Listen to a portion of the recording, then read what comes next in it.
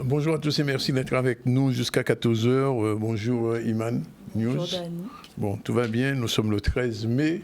Le mois de mai file à grande vitesse puisque c'est un mois de fromage, comme on dit, c'est un gruyère avec beaucoup de jours fériés. On vient de passer 3 jours fériés. Deux, c'était deux. Seulement. Il y a encore 2 lundi prochain. Oui. Oui, c'est bien. Et encore le 27 mai. Voilà, tout à l'heure, dans un instant, on va recevoir un culturel très important, M. Michel Mado. Avec lui, on parlera bien évidemment de ce qui s'est passé. Tout c'est juste d'abord de faire en famille, parce qu'il est responsable aussi pour en famille. On parlera avec lui des restitutions, des créations hybrides, 2e édition. Michel Mado est déjà là. Sarah Assia, qui est notre nouvelle chroniqueuse, sera aussi avec nous dans un instant, dans sa chronique Mission Origine et Renaissance. Ensuite, Tiranti, c'est un artiste, sera avec nous.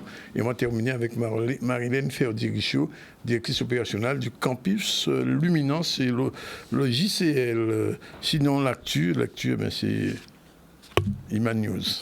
Oui, bonjour à tous. Aujourd'hui, au niveau de l'actualité, nous allons parler de la journée mondiale de la fibromyalgie. Donc, c'est une maladie qui est très peu évoquée. C'était l'occasion de pouvoir comprendre mieux cette maladie lors d'une journée qui a eu lieu ce samedi.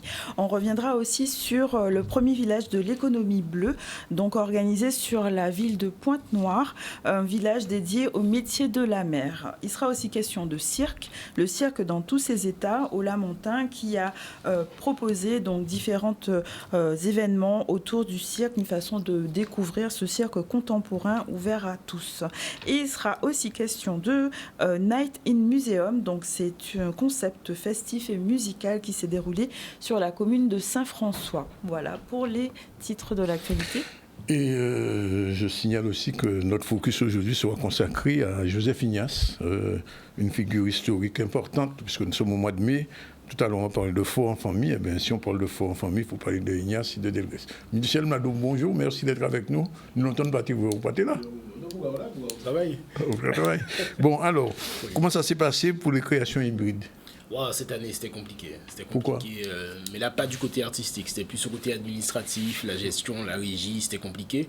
On a démarré en retard, ce qui a permis aux artistes, quelque part, pendant ces temps où ils n'ont pas pu commencer à créer avec les outils nécessaires, de concevoir leur spectacle. Donc, l'un dans l'autre, voilà. Mais c'était compliqué. Là, c'était pour des écueils purement administratifs et logistiques. Mais bon gré mal gré, on a réussi à gérer pour le timing et les sites vont commencer à restituer à partir de mardi.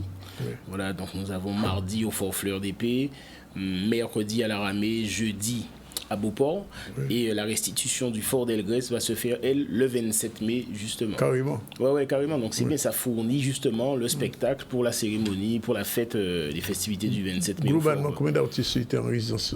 Une quarantaine. Normalement, plus que l'année dernière ou moins? Non, moins que l'année dernière, parce qu'on avait un 5e site où on était à 50. Ah oui. Mais on reste sur une fourchette de 10 artistes par site, quoi. D'accord. 10 artistes par site. Là, nous avions 4, Beauport, La Ramée, Fort Delgrès, Fort Fleur d'Épée. Ouais. Et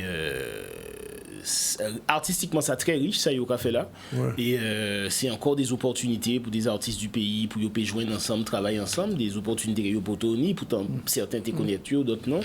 Et mélanger des styles, mélanger des disciplines, et c'est une très belle initiative. C'était très compliqué cette année, comme je l'ai dit, pour des raisons administratives et techniques, mais artistiquement, je sens et je sais par rapport à ce que j'ai vu qu'on aura de la qualité, quoi. Ah bon? Ouais, vraiment. Donc ça veut dire que, c'est la question que je me pose et que je pose au culturel, ça veut dire que la richesse culturelle guadeloupéenne est réelle? Elle est réelle et elle est en permanente effervescence. Nous avons la chance d'être des gens qui décidaient de faire des disciplines artistiques métiers à eux ici, et beaucoup plus qu'on ne le pense. Et pas spécialement dans la musique, ça peut être dans le théâtre, dans la danse, et dans la technique, le show, lumière, dans les arts graphiques même. Et aujourd'hui, je crois qu'il faut qu'on accompagne vraiment ces artistes, et c'est comme ça qu'on crée une vraie filière, de les accompagner, donner l'opportunité de créer. C'est pas spécialement évident pour tout le monde parce que ce sont des orientations différentes, mais on essaie tant bien que mal de pouvoir offrir toutes ces chances à ces artistes et c'est comme ça qu'on va développer des industries parallèles et c'est comme ça qu'on parlera d'industrie créative et culturelle, qu'on sortira du concept pour vraiment toucher à la réalité et tous les métiers satellites et ça passe par l'enseignement, ça passe par la faculté aussi et ça passe par les organismes et ou les structures qui permettent de jouer pleinement aussi, quoi. Alors, je ne peux pas ne pas revenir avec vous quand même sur... c'est pas un bug, en fait, ce qui s'est passé il y a peut-être 1 mois, 2 mois, où le gouvernement parlait de professionnaliser l'enseignement du Gouka. Vous savez que l'ENA Blue, son enseignement va être officialisé jeudi prochain. Il y a une manifestation qui est prévue. Enfin, pour moi, il est déjà officiel, par rapport à l'ENA Blue qui... Oui, mais là, il y a une validation officielle. Oui, parce qu'il est docteur, ça très bien.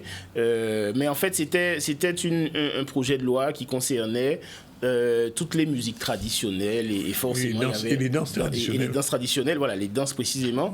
Et on faisait allusion aussi à la breakdance, à la culture hip-hop. Donc tout est qu'à prendre plomb dans ça, TP prend plomb. Et même pour ce qui est des musiques, la musique indienne, la danse indienne aussi. Donc, mais j'ai envie de dire que c'était une tempête dans un verre d'eau, d'un point de vue personnel. Pourquoi ? Parce qu'il y a plein d'astuces, de biais par lesquels on peut dévier cette obligation de diplôme d'État. Le diplôme d'État, tel qu'il était proposé, en tous les cas, tel qu'il pesait, c'était pour avoir l'appellation de professeur ou d'école. Oui. Si ce n'est que de la sémantique, eh bien, nous qui est professeur, nous qui mettre à manioc. Oui.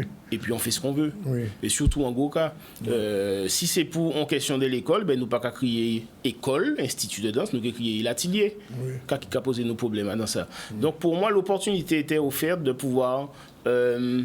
se dire entre nous, mais réellement, quel apprentissage de la danse que l'on veut en Guadeloupe. Et quelle autonomie que l'on souhaite nous-mêmes.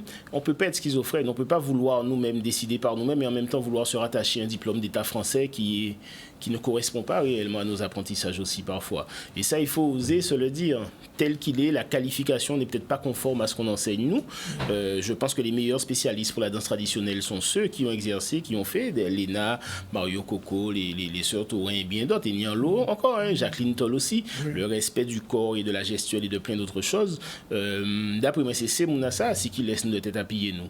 Et créer un véritable collège de spécialistes et d'enseignants compétents et s'appuyer sur eux pour valider après, quoi. Enfin, moi, c'était la démarche du conseil départemental. Mais est-ce que le problème de la formation ne reste pas posé quand même? Parce que bon, pourquoi pas des gens qui ont un certain âge, mais c'est des gens qui ont fait petite. Oui. Je dis, journée des gens qu'on Ovid Carindo, ou ni Omual Serem, ou ni Stella Moutou, ou ni un lot d'autres.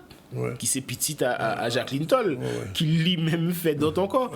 Donc je veux dire, quelque part, il nous appartient, il y a une nouvelle génération de danseurs aussi, tout aussi compétents, il nous appartient maintenant de miser sur la qualification, mais pour moi c'est quelque chose qui doit être fait en parallèle, en ne perdant pas de vue, qu'on doit permettre à l'existant de fonctionner et de pouvoir nourrir encore, quoi. Oui, parce que c'est le problème qui se pose aussi, c'est le problème, est-ce qu'on peut en vivre? Parce que quelqu'un qui fait du Gouka, qui a fait danser, qui a fait un petit l'école, des fois le mercredi ou le samedi. Non, des fois j'appelle, je vais prendre un exemple qui, j'espère qu'il ne choquera pas. Et il m'arrive très souvent d'appeler Stella Moutou pour des prestations où elle n'est pas disponible.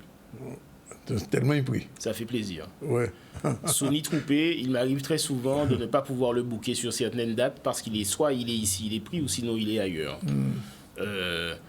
Donc ça veut dire que la professionnalisation est en train de progresser, c'est ça? Elle est en train de se faire. Il y a un travail qui se fait, il y a une conscientisation qui se fait, et puis même au niveau de l'artiste même aussi, qu'il ne reste pas renfermé sur lui, mais qui s'exporte. Et ça c'est très bien. Pour moi, ça commence à bouger, les lignes commencent à bouger. Et à travers les créations hybrides, c'est un peu le discours que je tiens aux artistes qui sont retenus sur les sites. En cas d'IO, ni 3 pans. Le premier là, c'est la création. Le deuxième, c'est l'expression scénique. Mais le troisième, c'est l'export.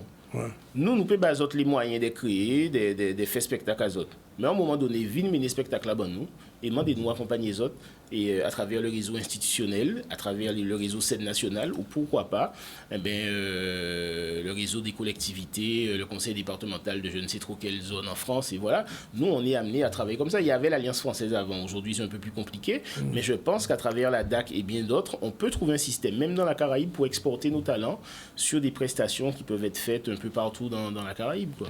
Non, mais je dis ça parce que je vois voir un peu, il y a eu 2 exemples qui ont marqué au niveau musical, c'est Kassav et Zouk Machine, qui étaient vraiment de vrais professionnels. Je parle dans les années 80. Voilà, c'est un autre contexte aussi. Alors, est-ce qu'aujourd'hui, la professionnalisation dans le domaine musical commence à s'affirmer?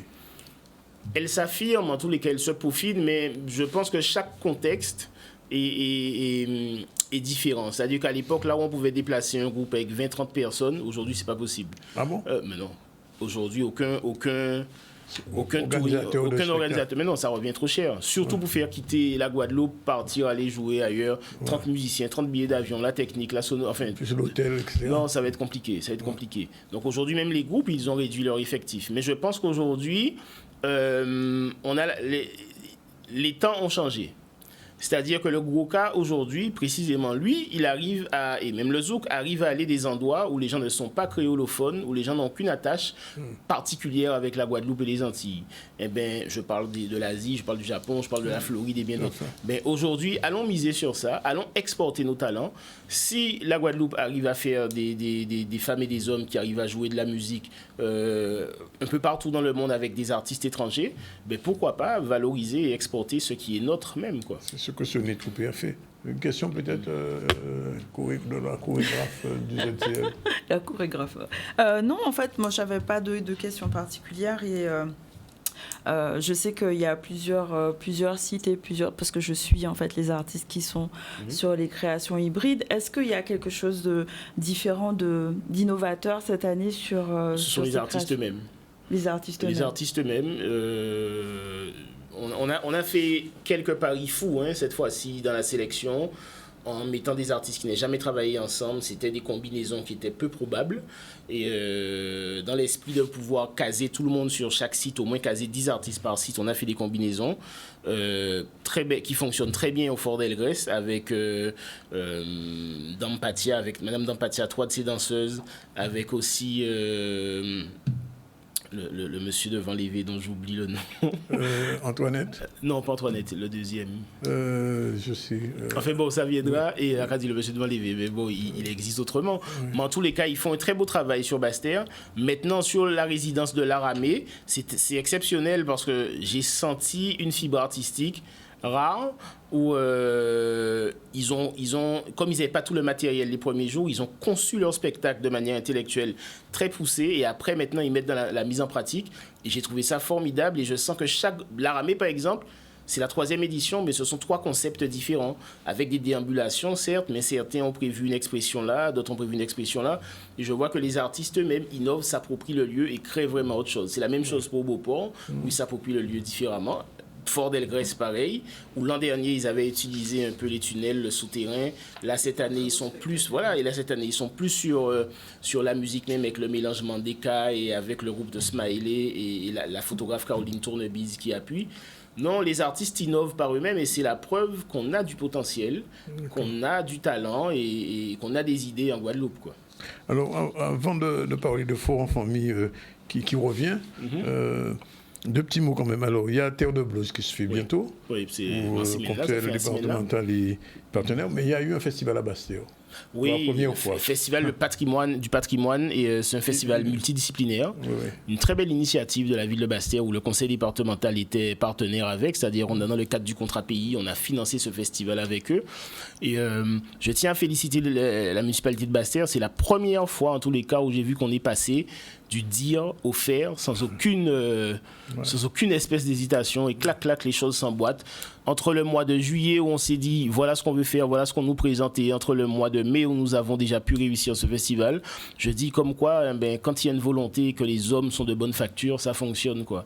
Et une vraie mutualisation, un vrai partenariat entre la ville de Basse-Terre et nous-mêmes et nous le département, et c'était très bien. On a pu mettre à disposition les sites patrimoniaux, on a mis à disposition le musée Edgar Clair pour ce qui est de l'aspect archéologique et un appui logistique pour les différents spectacles. C'était vraiment quelque chose de formidable, avec la conférence de M. Bellénus aussi. Oui.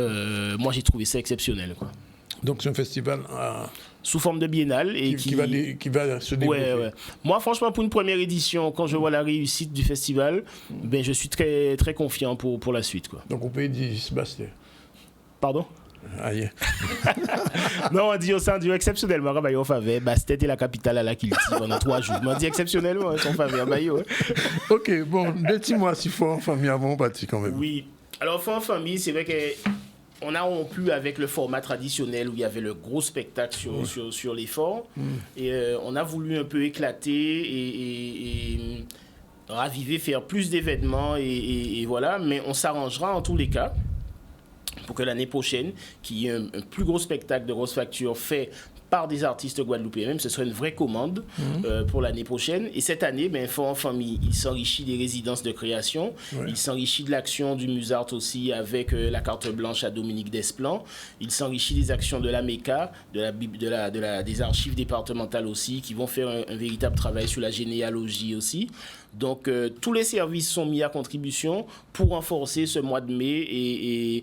Et en fait, c'est pendant tout le mois de mai là qu'elle nous Fort en famille et pas spécialement un événement dans les forts, quoi. Une spectacle, oui, une spectacle aussi. Oui. Justement, une restitution à création hybride. Il y aura aussi un spectacle dans la cérémonie protocolaire dans l'après-midi où nous aurons des textes d'Albert Béville, des textes de Sonny Rupert et de Guy Tyrolien qui seront lus aussi et mis en musique et lus et de manière dansée aussi. Nous aurons une projection de cinéma le soir, même une projection en plein air aussi. On va éclater aussi sur le fort Fleur d'Épée avec un spectacle de Mario Coco et son école de danse et aussi la restitution de la résidence de Gérard Delvert aussi au fort Fleur d'Épée et sans compter les différentes actions que l'on aura avec les autres municipalités que l'on aidera sur le 27 mai parce qu'il y a une animation tout côté en Guadeloupe et l'objectif c'est d'être le plus présent sans qu'une ville en pâtisse de l'action de l'autre, quoi. Alors Fort en famille c'est Gaïa.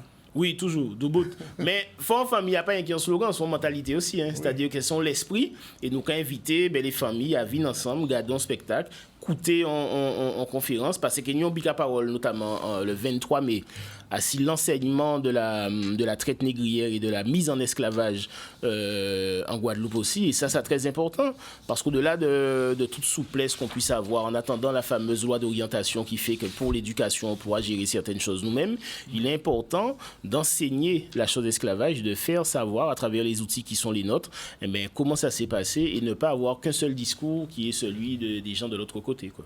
Alors, 2 petits mots pour rappeler les résidents, enfin les restitutions. Alors, demain, mardi, nous serons au Fort Fleur d'Épée. Oui. La restitution de Fort Fleur d'Épée à 19h. Mercredi, 19h aussi à la Ramée. Oui. Et jeudi, 19h à Beauport.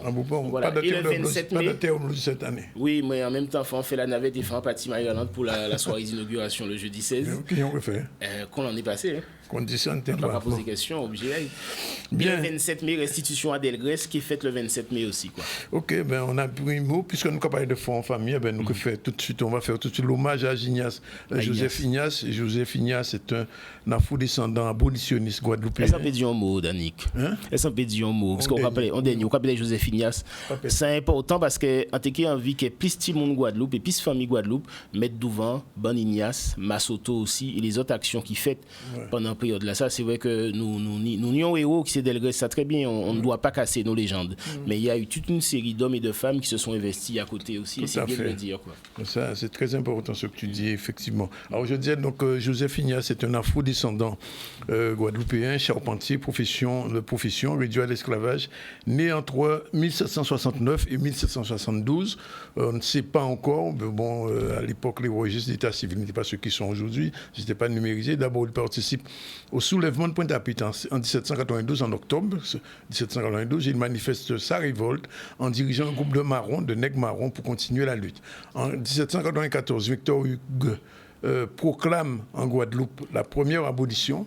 Ignace s'engage dans l'armée républicaine française. Il est nommé commandant du fort de la Victoire, qui se trouve à la place, là on appelait la place de la Victoire, parce qu'il y avait un fort à l'époque là, situé à Pointe-à-Pitre. Il se joint à Louis Delgrès, le chef des révoltés, organise la résistance, s'oppose au rétablissement de l'esclavage en 1802 par Napoléon Bonaparte. Il participe à tous les combats pour l'autonomie de la Guadeloupe. Alors on dit même qu'il était indépendantiste par rapport à Delgrès, qui était autonomiste. Mais enfin, ça reste à vérifier en commande des que vous voyez. Et du renvoi des représentants de l'autorité française. Le 6 mai 1802, le général Rispens et ses soldats débarquent à Pointe-à-Pitre pour le rétablissement de l'esclavage. Le capitaine Ignace s'y oppose fermement. Il refuse l'entrée du fort de la Victoire, s'enfuit avec ses combattants pour rejoindre Louis Delgrès à Basse-Terre. Après 12 jours de combat acharnés, à coup de munitions, il décide d'évacuer le fort Saint-Charles, qui est aujourd'hui le fort Delgrès d'ailleurs. Et Delgrès se réfugie au Matouba. Ignace et sa troupe se replient à Bainbridge.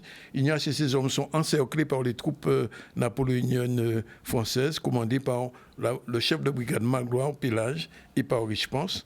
Ignace est un symbole pour sa participation à l'arrestation de Jean-Baptiste Lacoste en 1801. C'était en octobre 1801 et sa résistance en 1802. Il est mort héroïquement le 25 mai 1802. Et Delgrès avait lancé le vivre libre ou mourir. Effectivement, il faut que les jeunes Guadeloupéens connaissent partie à l'histoire là ça. C'est ça, c'est fondamental. C'est pourquoi nous faisons un petit focus là et nous pouvons parler de Solitude de Rosemary Toto l'année prochaine fois. Voilà, il est déjà 2h54, on a le temps de développer au moins un sujet. Oui, on va parler de fibromyalgie. Donc, une journée mondiale a été organisée sur la Guadeloupe. La fibromyalgie, c'est une maladie qui touche beaucoup de personnes, notamment plus les femmes, 80% de femmes, et se caractérise par des douleurs diffuses et chroniques, à la fois musculaires ou articulaires. Et une journée a été organisée pour permettre de mieux comprendre cette maladie avec l'association Fibromyalgie Guadeloupe et Handicap Invisible. On voit un reportage d'Olivier Moradel. Aujourd'hui, c'est la première journée mondiale de la fibromyalgie. Normalement, c'est le 12. Pour des raisons logistiques, on le fait aujourd'hui.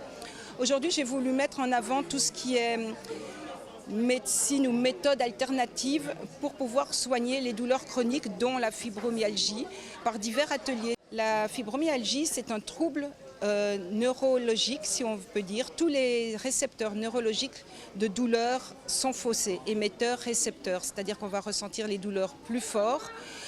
Fibro, les fibres, les tendons. Myo, les muscles. Algie, la douleur. C'est une maladie qui conjugue plus de 100 douleurs, que ce soit tendiniteux, fibreux, ligamentaires, osseux, plus tous les troubles cognitifs qui sont énormes. J'ai eu une grosse crise au moment où j'ai été diagnostiquée et du coup mes muscles en fait s'atrophiaient. Et du coup je ne pouvais plus faire d'activité physique trop forte pour mon corps. Du coup, comme j'étais une sportive qui faisait du handball, du tennis, de la natation, j'ai dû trouver quelque chose pour continuer à être en forme mais sans blesser mon corps. Du coup, j'ai trouvé le yoga qui du coup permet de tirer les muscles et de détendre aussi le corps, l'âme, l'esprit. Donc le tout, c'est vraiment ce dont on a besoin dans la fibromyalgie. C'est vraiment pouvoir trouver ce qui nous permet d'étirer nos muscles sans pour autant nous blesser, continuer à faire une activité quotidiennement et à nous dépasser. Donc mentalement, c'est quelque chose qui nous apporte énormément. Le Breathwork, c'est une technique de respiration. En français, c'est travail de la respiration.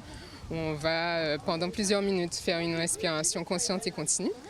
Et c'est une technique qui permet en fait de libérer les émotions stagnantes, de faire circuler l'énergie. C'est très indiqué par exemple pour les douleurs chroniques puisqu'on peut, en respirant de cette façon, le pH du sang devient moins alcalin, donc c'est aussi anti-inflammatoire. On compte 10 000 personnes atteintes de fibromyalgie en Guadeloupe, 80% de femmes, 20% d'hommes, bien que je pense qu'on aura des surprises par rapport aux hommes.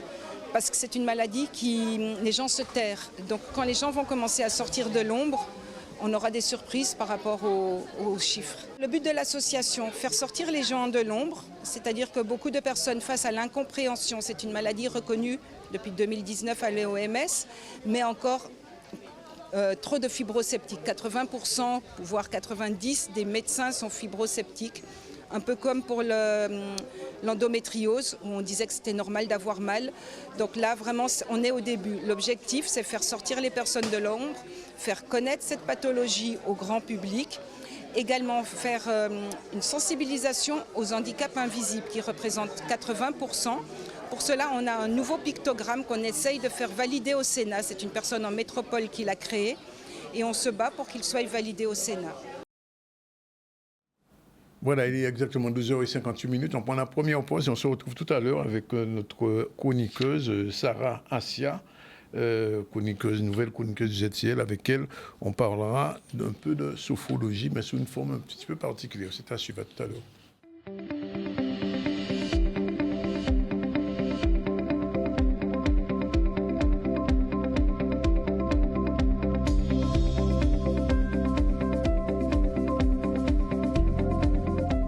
Voilà, retour sur le plateau du ZCL News. Dans un instant, nous allons accueillir pour sa première communication Sarah. Bonjour. Bonjour. Et un peu plus tard, Tiranti.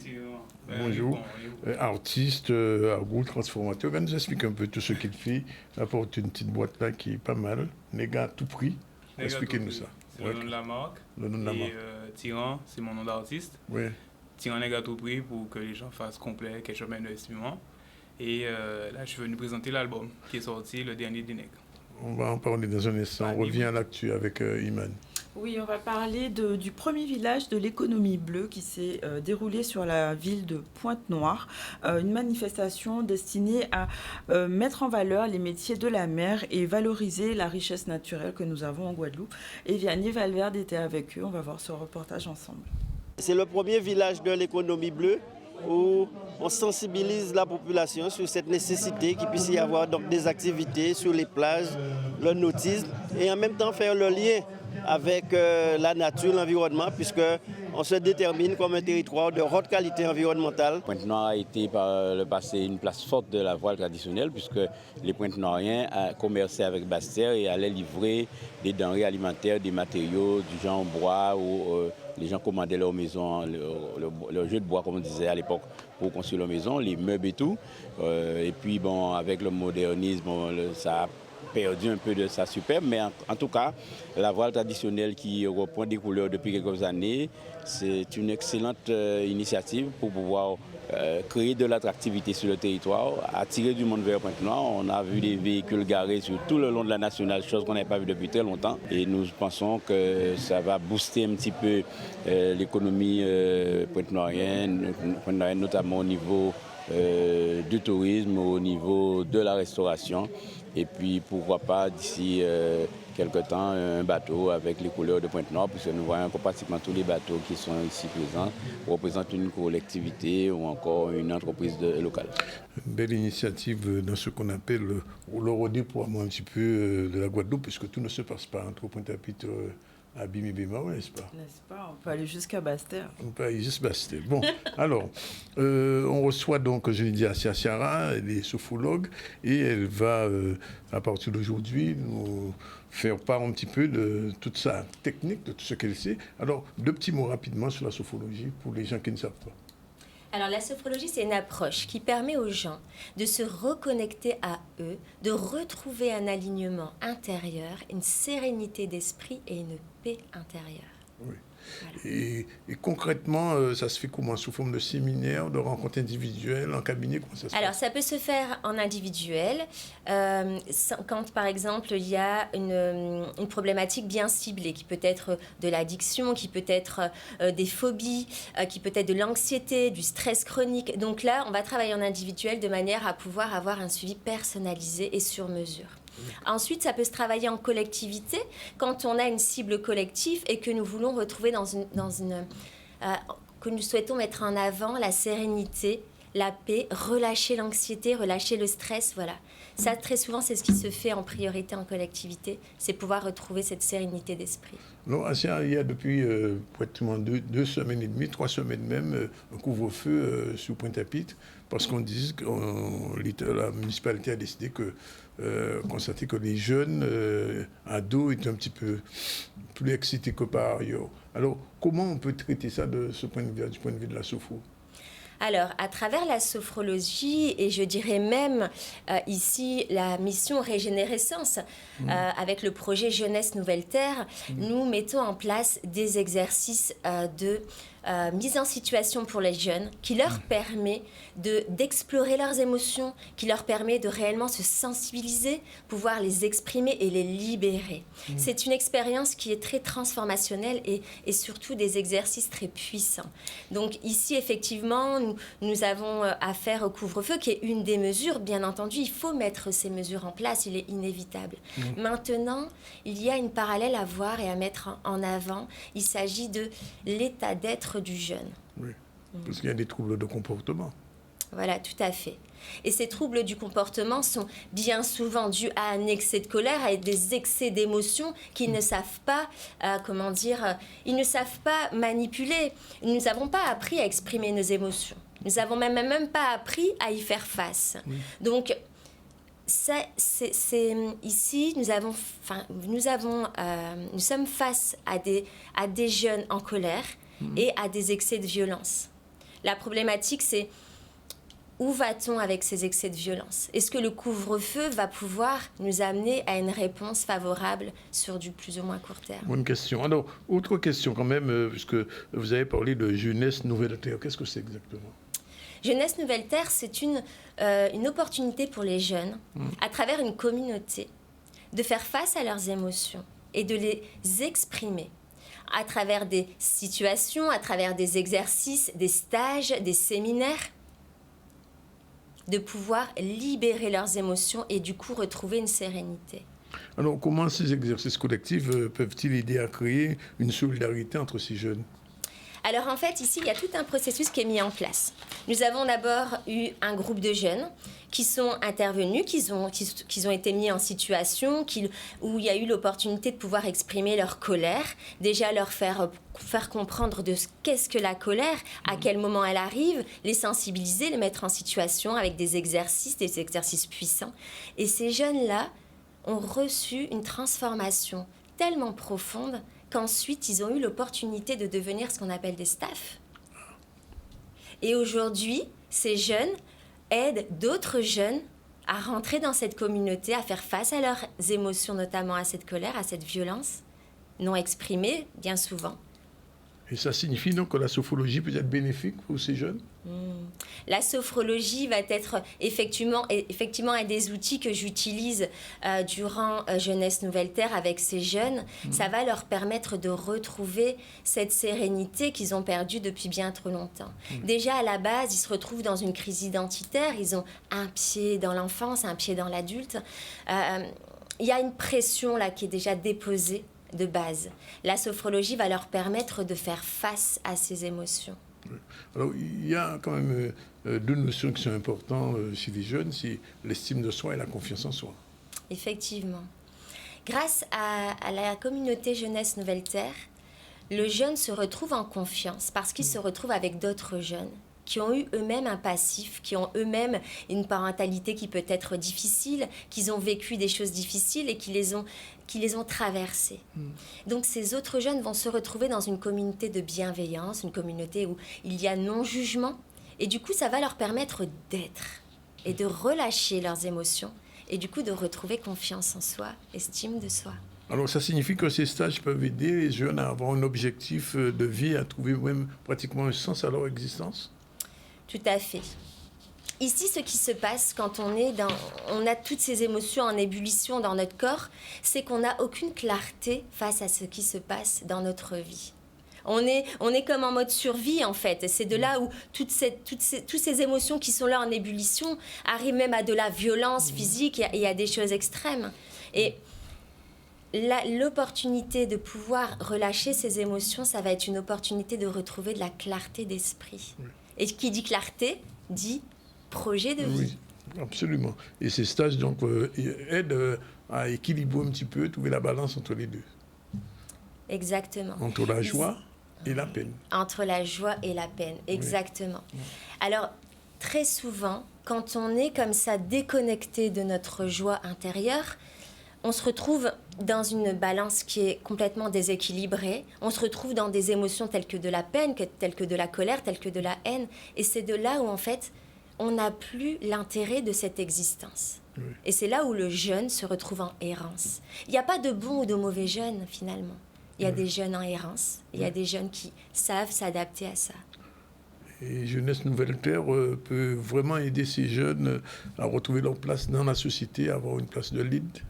C'est ça, exactement. À travers Jeunesse Nouvelle Terre, ça va leur permettre de retrouver leur lead et d'être protagonistes de leur vie. De leur destin même. Pardon ? De leur destin aussi. Et de leur destin, exactement. Bien souvent, nous sommes face à des jeunes qui n'ont plus envie de vivre parce que il y a beaucoup de choses négatives qui prennent le dessus face aux autres choses qui apportent de la joie et donc ils sont complètement déconnectés. Quand on arrive à y remettre cette balance en équilibre, ils arrivent à avoir cette joie, cette clarté d'esprit, cette confiance en eux-mêmes, cette estime en eux-mêmes. Et du coup, à se retrouver face à une question, qu'est-ce que j'ai envie d'être? C'est même pas qu'est-ce que j'ai envie de faire, c'est qu'est-ce que j'ai envie d'être. Et c'est un peu le but de ces stages. Exactement. Retrouver son essence. Alors, juste une dernière question. Comment s'organisent ces stages d'une manière générale? Alors, ces stages, il y a donc des journées. Nous organisons des journées où le jeune est mis en situation à travers des exercices très puissants pour pouvoir libérer ses émotions, à travers aussi des exercices ludiques en communauté. Donc, je suis en partenariat avec d'autres domaines de santé, des coachs sportifs, d'autres thérapeutes, des coachs aussi. Et donc, il y a donc la journée qui est possible. Il y a aussi des stages en immersion. Nous faisons des bains de forêt, des reconnexions à la nature et des opportunités à pouvoir déposer les écrans. On en parlera dans un autre sujet. Mais déposer tout ça là. Oui. Et le contact est pris. Mais merci Assia, Sarah, pour cette première chronique. Et puis, on se retrouve dans quelques temps. Je sais qu'il y a beaucoup de lundis qui vont disparaître à cause de la période. On vient d'en perdre un. On a trouvé celui-là et lundi prochain, c'est la Pentecôte. Donc, on se retrouve après. Au mois de juin, le premier lundi du mois de juin, à 13h. Merci, Assia Salam. Alors, on va parler avec un jeune, justement, qui est là. C'est un auteur-compositeur, Tirante. Alors, il y a deux choses. Il y a un CD, une musique qui est sortie. Oui. Mais il y a aussi d'autres choses qui sont faites autour. Nègre à tout prix. Qu'est-ce que c'est exactement?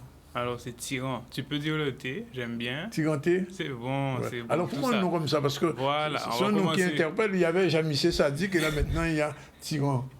Alors, Tyran, pourquoi Tyran? Deux sens. La première orthographe, c'est T-Y-R-A-N. Le Tyran qu'on connaît tous, dont on parle aux infos. Oui. Et certaines personnes ont estimé qu'ils devaient m'appeler comme ça, en me disant que je suis radical, que je suis dur. Donc tu es un tyran. Attends, calme-toi, t'es énervé. Donc justement, j'ai préféré prendre ça pour en faire quelque chose de correct. C'est-à-dire que ne pas me laisser influencer par ce que les gens en pensent, mais être un tyran pour moi, c'est quelqu'un qui, avec ma définition, donc quelqu'un qui sait ce qu'il veut, qui met une forme d'ordre dans son existence, qui s'inflige une discipline et qui la suit. Sauf qu'effectivement, dans un monde où tout est désordre, avoir une discipline, tu emmerdes, tu es à l'heure, tu fais chier. Bon, mais c'est déjà arrivé, ouais, mais l'heure c'était ça. Hein. Oui. Donc, ouais, tu es dur, tu es un tyran. Ensuite, il y a l'apostrophe T, pour faire référence à ce qu'on a chez nous, les bœufs tyrans, l'activité des bœufs tyrans. Et donc, par rapport à ça, avec ma couleur, le noir, avec mon créole, mon histoire personnelle et celle avec le grand H, mettre tout ça dans la charrette, monter le monde en n'acceptant pas que ce soit l'autre qui me dise ce que j'ai à faire, qui me donne des coups de fouet, mais moi, tu vois, d'où la discipline, d'où le côté dur. Effectivement, quand on est dur avec soi, de la même manière que je m'aime, c'est de la même manière que je vais aimer attendre la même chose des autres. Sauf que justement, en voyant autour de moi certaines de personnes qui n'arrivent pas à suivre, je suis obligé de recadrer, de revoir ma façon d'être avec moi-même, mais ça reste toujours celui qui a un objectif. Donc, tyran. Parce que tu as entendu tout à l'heure ce que disait à propos des jeunes, Assia. Oui. Exactement. Je rejoins un peu sa vision des choses sur l'errance, sauf qu'elle a une approche qui est la sienne, mais on va pas scier la branche sur laquelle on est tous les deux en train de travailler. Mais son approche, elle est originale et il y a très certainement, et bien sûr, puisqu'elle en a parlé, une nécessité, puisque la situation en Guadeloupe est devenue particulièrement catastrophique, au point où, justement, dernièrement, je donne rendez-vous à une collaboratrice sur Pointe-à-Pitre, elle me dit qu'elle ne veut pas venir. Pourquoi? Elle a peur. La peur de venir. Oui, les gens ont peur de rentrer dans... Ah ouais, c'est chaud, mais c'est pas la première fois que les gens... Moi, je suis sur Pointe-à-Pitre. Le truc, c'est que, un exemple, lorsque tu vas aux toilettes, les 5 premières minutes, tu te dis, mais les minutes d'après, tu es avec ton téléphone, tu es avec ton journal, tu prends plus l'odeur. Donc, pareillement, quand on vit dans la merde, au bout d'un moment, on s'y habitue. Mais lorsque les gens ne sont pas là, qui vivent à la campagne ou des endroits où c'est tranquille, qu'ils entendent, puisque le média se fait le relais bien souvent et trop souvent de choses néfastes, en plus, à l'appui, ils me disent « Ouais, mais j'ai vu des vidéos, Pointe-à-Pitre, c'est... » Même dernièrement, je dis à quelqu'un « Tiens, j'ai vu que tel truc pour toi, ce serait bien que tu ailles dans tel magasin. » Je ne rentre pas là. Ouais. Les gens n'auront pas nombreux d'habits, les gens peuvent. Alors, le dernier des nègres.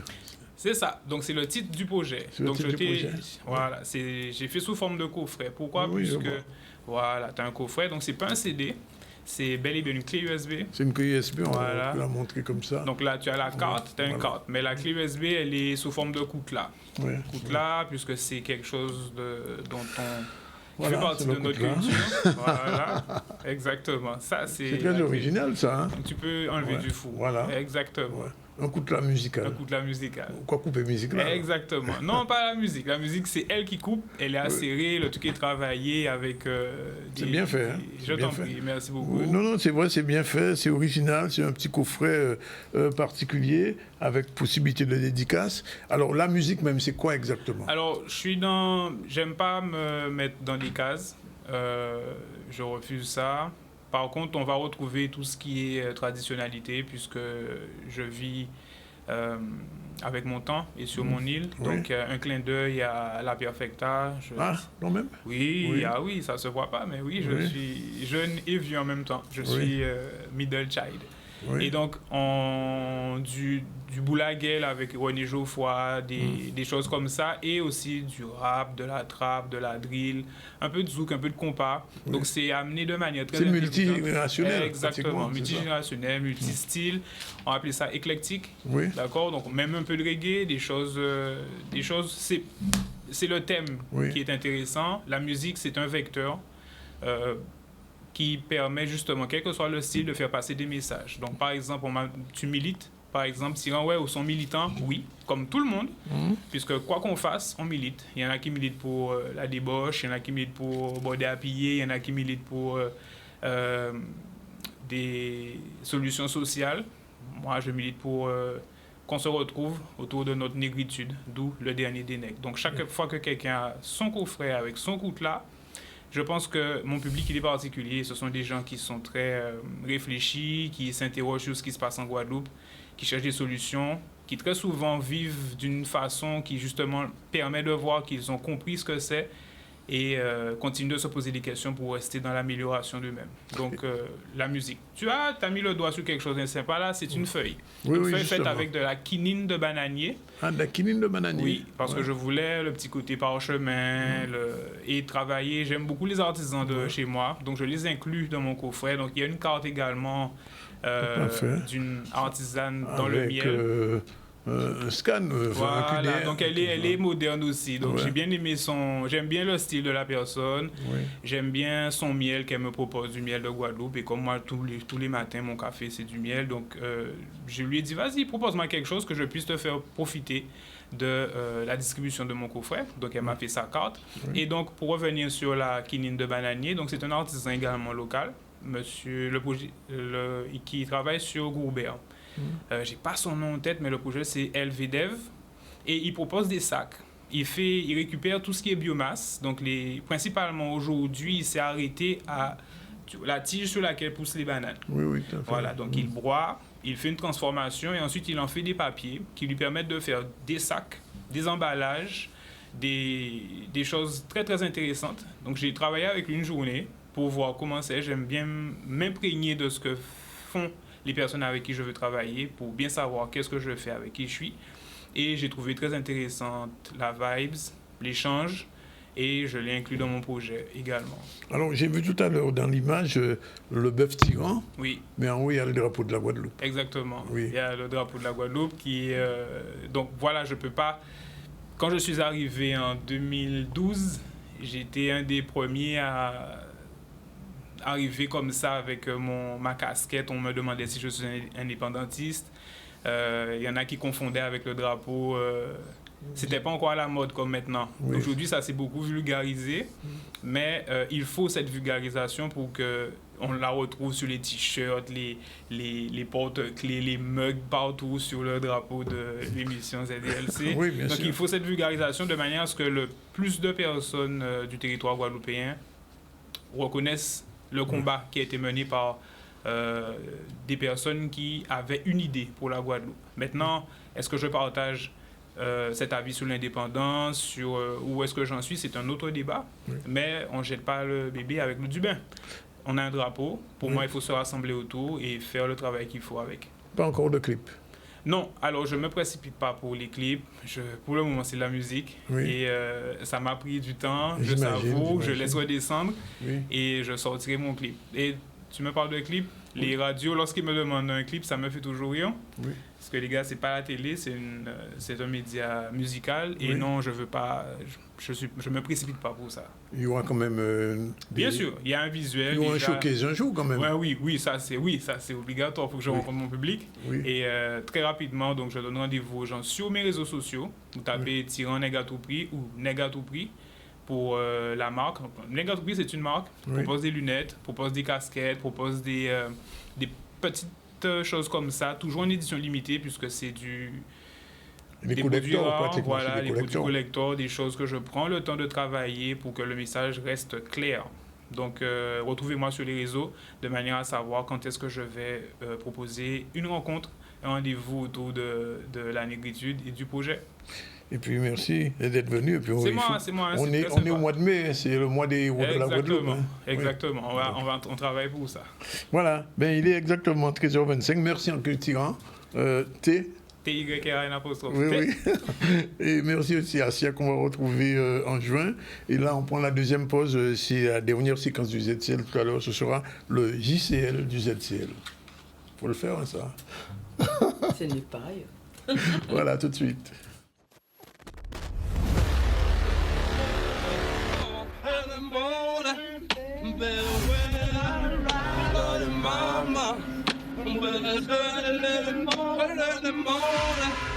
Every morning, aye gompe gomme an mwen fèt incident. Mwen, madame et Timoun, nou fèt incident. Maman ça.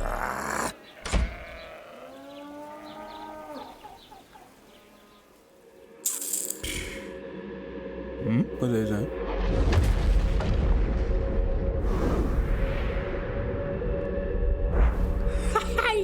Yes!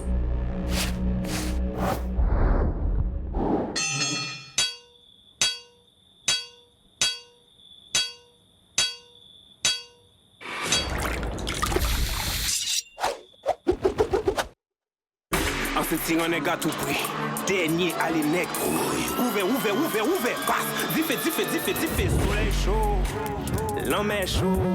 Musique en chaud. Kay en chaud. Et ça. Chaud.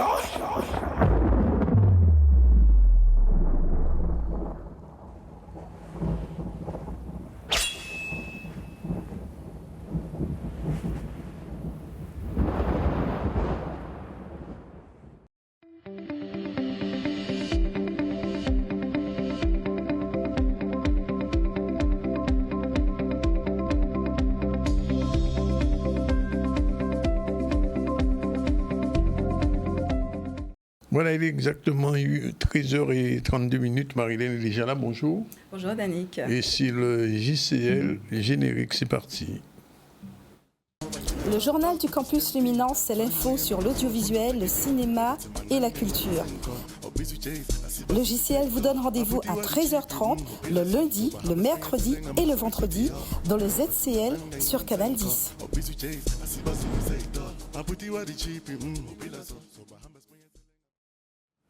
Et le lundi, c'est le jour de l'édito. Et le lundi, c'est le jour de l'édito. Alors, l'édito, on va se poser une question, Danick. C'est la communication, le secteur de la communication est-il un secteur bouché? Alors, j'ai beaucoup été interpellée sur ce secteur. Et donc, ce n'est pas aussi anodin que je parle du secteur de communication dans l'audiovisuel. Qu'est-ce qui se passe? Alors, partout, sur toutes les campagnes d'orientation des salons, on déconseille, on dit aux jeunes, ce n'est pas la peine de s'orienter sur la communication, ça ne sert plus à rien, c'est bouché.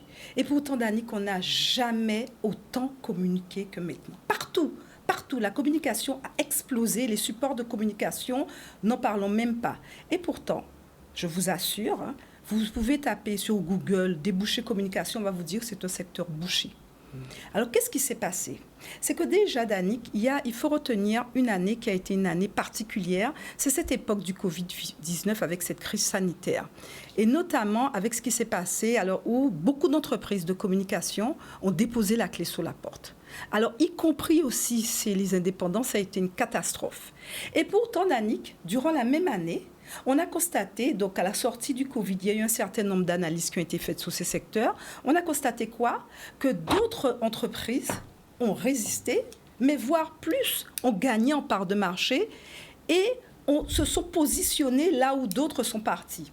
Pire encore, Danick, c'est qu'on a vu de plus en plus d'indépendants arriver sur le secteur et bien sûr se positionner, puisque jusqu'à présent, ils y sont. Alors, comment expliquer ça, cette différence? Alors, Danick, ce qui a fait la différence, c'est 3 choses.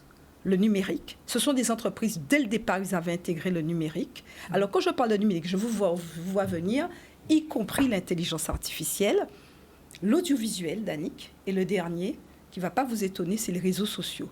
Ce que je veux dire par là, c'est que quand on décide de se lancer dans la communication, l'audiovisuel, c'est pas son truc. Alors les réseaux sociaux, même pas la peine. Alors quand on dit digital, on se sent largué, c'est pas la peine, il faut changer de métier. C'est devenu incontournable. À telle enseigne que de plus en plus d'écoles, de grandes écoles de communication, parlent à présent de communication audiovisuelle et numérique. D'accord? Après, une autre problématique qui se pose, c'est que c'est vrai, ce secteur aussi a attiré beaucoup de jeunes. Beaucoup de jeunes parce que les réseaux sociaux, l'intelligence artificielle ont été attirés par ce secteur. Mais qu'est-ce qu'on constate? C'est vrai qu'il y a un goulot d'étranglement pour ceux qui y sont. C'est qu'il faut qu'ils arrivent à se distinguer. Et ça, je m'adresse aux jeunes qui sont sur le marché. Vous devez avoir, quand vous êtes dans ce secteur de la communication, une valeur ajoutée. Qu'est-ce que je veux dire par là? C'est que vous devez, en plus de la communication, alors je ne parle même pas du fait que vous devez maîtriser la rédaction, parce que c'est un gros problème qu'on a, y compris dans les écoles, dans les instituts universitaires et technologiques, dans les lycées qui font les BTS.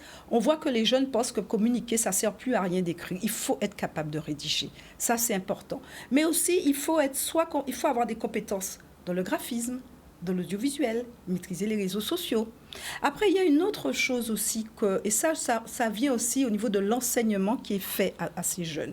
On leur dit, écoutez, tu peux te spécialiser comment on appelle ça encore, en community manager, tu auras dans une entreprise, tu peux être community manager, tu peux être web marketing, tu peux être directeur de communication. Sauf que tous ces jeunes qui veulent travailler à la sortie de leur école ou à la sortie de leur BTS ou autre en Guadeloupe, alors la réflexion, elle va être tout autre. On ne doit pas oublier qu'en Guadeloupe, on a ce qu'on appelle des TPE.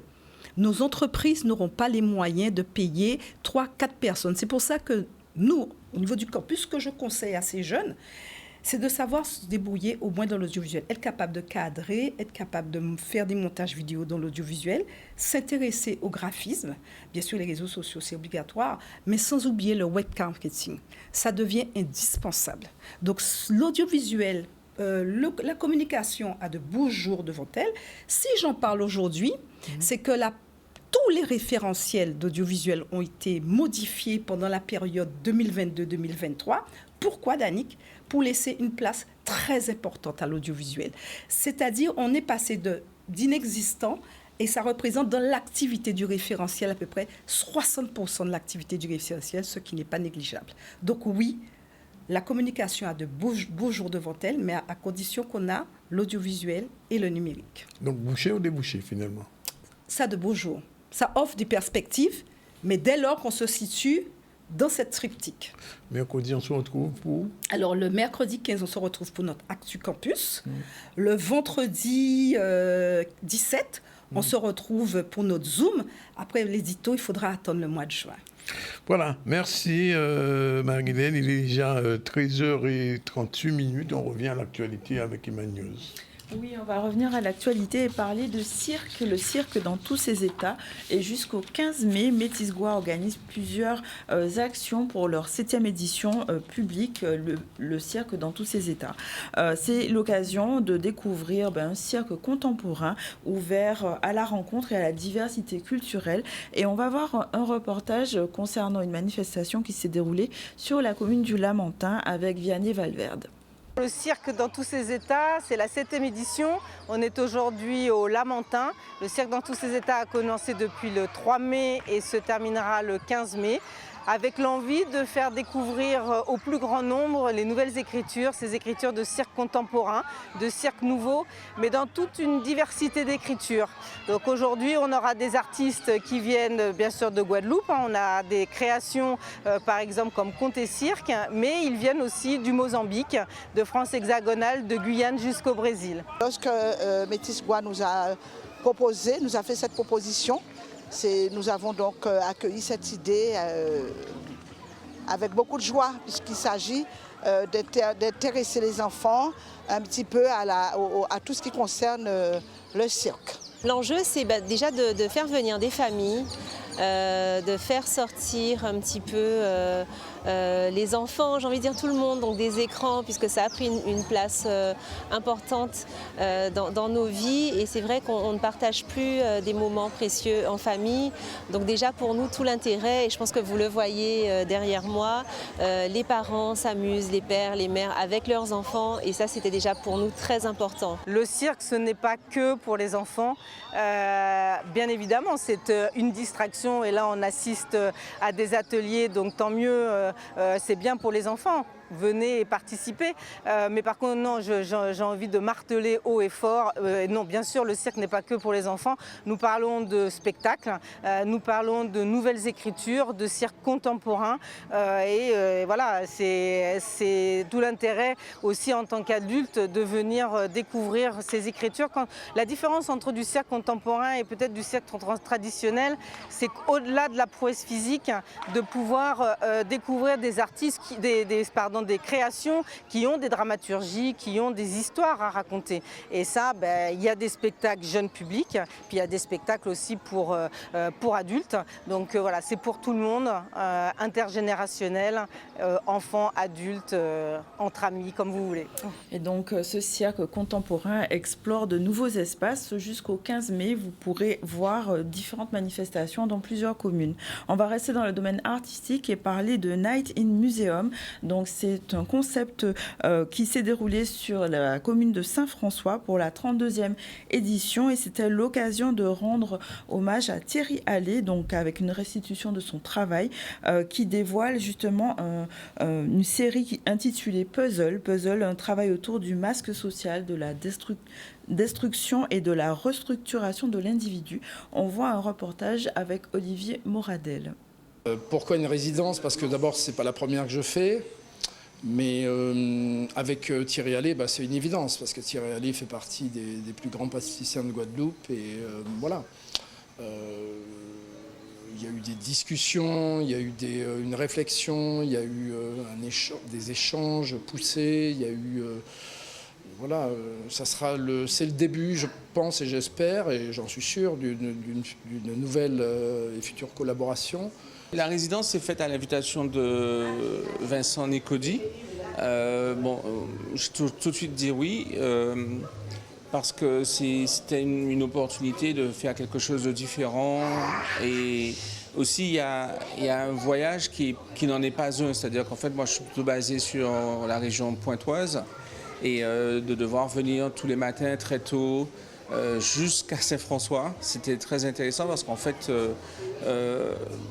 on y va, on passe 1 heure ou quoi sur la route juste pour aller peindre et on y passe la journée. Donc c'était vraiment intéressant, un peu intense quand même, parce que c'est que 10 jours.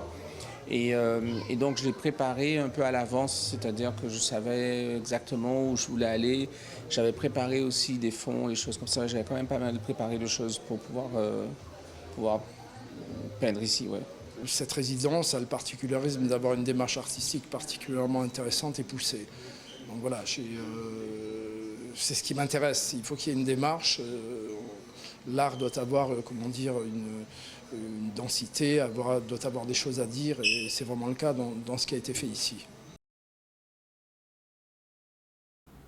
Voilà, il va être 13h42, mais avant, on doit faire un dernier tour. À la Foire de Paris, donc, qui a fermé ses portes ce week-end. Oui. Et c'était l'occasion de voir avec M. Chalus donc, son avis sur le sujet avec Maurice Cessé. Tout un plaisir d'être ici aujourd'hui. avec une délégation d'élus de la Chambre aussi des métiers, d'élus régionaux, Mme Borel, Mme César Ruiz, présidente du CTIG, et des collaborateurs, parce que la Chambre des métiers porte ce projet pour nous depuis des années. Cette année, ils ont fait très fort. Nous sommes montés à plus de 39 exposants et certains exposants se sont regroupés ensemble pour pouvoir présenter le produit d'autres entreprises de la Guadeloupe. Donc c'est pour nous une très belle réussite. En plus, un stand vraiment très bien équipé, bien installé. La population apprécie. Et nous avons effectivement à la fin de cette journée du dimanche signé une convention avec AGS. C'est la Chambre des métiers d'abord pour les entreprises adhérentes de la Chambre, mais nous avons discuté pour permettre aussi à nos jeunes Guadeloupéens qui font des études au niveau de l'Hexagone, on va dire à Paris, à Lyon, à Bordeaux, Marseille, de pouvoir faire leur stage, soit en apprentissage, soit des stages de contrat de professionnalisation en ressources humaines, en finance, en gestion, avec le groupe AGS, qui est un partenaire des Outre-mer. Et quand je parle des jeunes, nous avons signé pour les jeunes des Outre-mer. Je n'ai pas pensé Guadeloupe, Martinique, Guadeloupe, Guyane, et M. Vainqueur pareil. Donc voilà, c'est une grande fierté. J'espère maintenant mettre en place un partenariat avec le groupe AGS et l'antenne de Paris, où nous avons un employé qui gère ces dossiers-là, pour mettre nos jeunes en relation avec le groupe AGS. Donc voilà, je pense que c'est une porte et c'est une première. Nous aurons encore d'autres signatures avec d'autres entreprises, parce que trop souvent, nos jeunes Guadeloupéens qui font des études ici galèrent pour trouver un stage de professionnalisation ou un contrat d'apprentissage. Alors ce type de partenariat, ça peut être très important pour le développement économique. Il y a eu un partenariat d'ailleurs avec la compagnie Air Caraïbes récemment, un peu dans ce sens aussi. Oui, nous l'avons fait dernièrement, Air Caraïbes qui joue le jeu, notamment déjà, il le prouve lors des Jeux JO de Paris 2024. Nous devrions aussi contractualiser avec Corsair et d'autres compagnies, parce que nous avons des jeunes aussi sportifs qui sortent de la Guadeloupe, qui viennent représenter la Guadeloupe au niveau de Paris, sur l'Hexagone, et qui ont des difficultés à se déplacer. Et même aussi, nous avons décortiqué un peu les aides qui existent aujourd'hui par la DOM. Le directeur de la DOM est venu en Guadeloupe. Les choses ont vraiment évolué pour notre jeunesse. Donc c'est ce que nous voulons, toucher un peu à toutes les entreprises qui peuvent effectivement nous permettre à nos jeunes de pouvoir poursuivre leurs études. Voilà, eh bien, c'est fini pour l'information. On va revenir sur nos invités du jour. On en a eu beaucoup. On a commencé avec Michel Mado. Avec lui, on a parlé des créations hybrides qui commencent les restitutions à partir de demain, 19h, Fort Delgrès, Fort Fleur des Pays, après-demain, 19h. Et l'habitation d'Aramé, jeudi, mercredi, 19h. Et enfin, Beauport, Pays de la Canne, ce sera jeudi prochain. Sinon, on a aussi parlé de Fort en famille qui est un petit peu dans tous les forts qu'il y a en Guadeloupe, aussi bien le fort Delgrès que le fort Fleur d'Épée, la Méca, Beauport, Guadeloupe, qui ne sont pas des forts, l'habitation Murat. Il y aura plein de manifestations et des restitutions aussi des créations hybrides. C'était avec Michel Madou. Ensuite, on a reçu Sarah Assia pour sa première chronique en tant que sophologue. Ensuite, Tirante, pas dire Tyran, le dernier des nègres qui vient de sortir, donc son petit coffret avec, c'est assez particulier, un coutelas en forme, c'est sa musique est enregistrée sur un coutelas en forme d'ICB, et puis Le Chant des Nègres, c'est son premier album qu'on va pouvoir écouter. On vous fera part de tout ça, puisque probablement on l'invitera quand il fera un clip. Il dit pas au café, mais qu'il fait quand même. Et puis on a terminé avec le JCL de Marilène Ferdi-Richaud. Sinon, l'actualité, petit rappel avec Iman. Oui, au niveau de l'actualité, on a parlé de la première journée mondiale de la fibromyalgie organisée par l'association Fibromyalgie Guadeloupe et Handicap Invisible. C'était l'occasion de pouvoir comprendre un peu plus cette maladie qui se caractérise par des douleurs diffuses chroniques. Il était aussi question du premier village de l'économie bleue, donc sur la commune de Pointe-Noire, un village dédié au métier de la mer et une façon de valoriser cette richesse naturelle. On a parlé cirque aussi sur la commune du Lamentin avec un événement qui permet de mieux comprendre, découvrir le cirque contemporain. Il était aussi question de Night in Museum, donc sur Saint-François, un concept festif, musical et artistique autour de Thierry Allais. Et Paris avec la foire et M. Chalus. Et voilà donc ma clé USB du dernier des nègres, Tirante, voilà, comme ça. On ouvre cette clé là, et ça là, et on va mettre musique là, et ça c'est tout à fait particulier, et avec un petit coffret nègre à tout prix, NTAP, il pas mal, pas mauvais. Enfin bref, c'est à découvrir, il a dit qu'il faut aller sur ses réseaux, savoir quand est-ce qu'il fera là pour le premier showcase. Voilà, c'est fini pour aujourd'hui. La réalisation était assurée par Jordan, avec en back-office bien sûr Satiam et Lydia, et aussi Gladys, que je n'ai pas vu, mais elle doit être là aussi. Voilà. À demain à la même heure pour une nouvelle édition du ZCL. Et bien sûr, l'information, c'est toujours The Journaliste.